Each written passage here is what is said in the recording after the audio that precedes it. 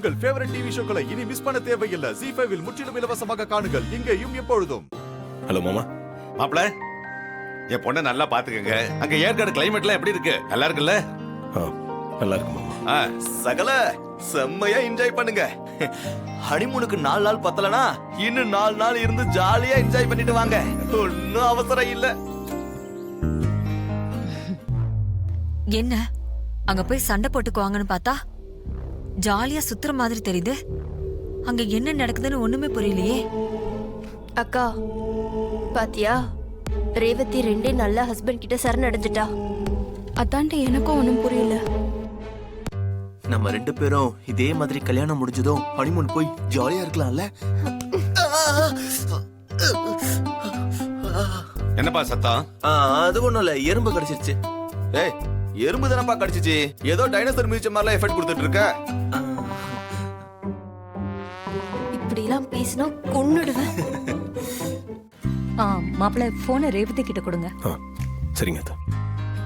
உங்க அம்மா பேசுறாங்க. ஹலோ, சொல்லுங்கம்மா. ரேவதி, நீங்க எப்படி இருக்கீங்கன்னு கேக்குறதுக்காக தான் போன் பண்ணேன். நான் அப்புறமா கால் பண்றேன். சரி. பாத்தியா சந்திரா, இதுக்கு தான் நான் ஹனிமூனுக்கு அனுப்பி வச்சேன். 2 பேரும் தனியா இருந்தா மனசு விட்டு பேசிப்பாங்க, ஒருத்தர் ஒருத்தர் நல்லா புரிஞ்சுப்பாங்க. நான் நினைச்சதுதான் நடந்திருக்கு. எப்படியோ 2 பேரும் நல்லா இருந்தா சந்தோஷம் தானம்மா. ரேவதி, வா அந்த பக்கமா போய் சுத்தி பார்த்துட்டு வரலாம். ஹே, எனக்கு ரொம்ப டயர்டா இருக்கு, நீ போயே. அப்படியா? சரி, ஓகே, வாங்க நம்ம போலாம்.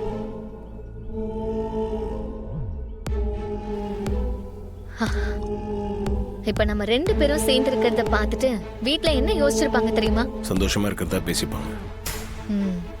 ஆமா, அவங்க நம்மள பார்த்து சந்தோஷமா இருக்கிற மாதிரி நினைச்சு தப்பு கணக்கு தான் போடுவாங்க. எப்போ நீ என் கழுத்துல தாலி கட்டினியோ அப்பவே என் சந்தோஷம் எல்லாம் போயிடுச்சு. இனிமே அது திரும்பி வராது.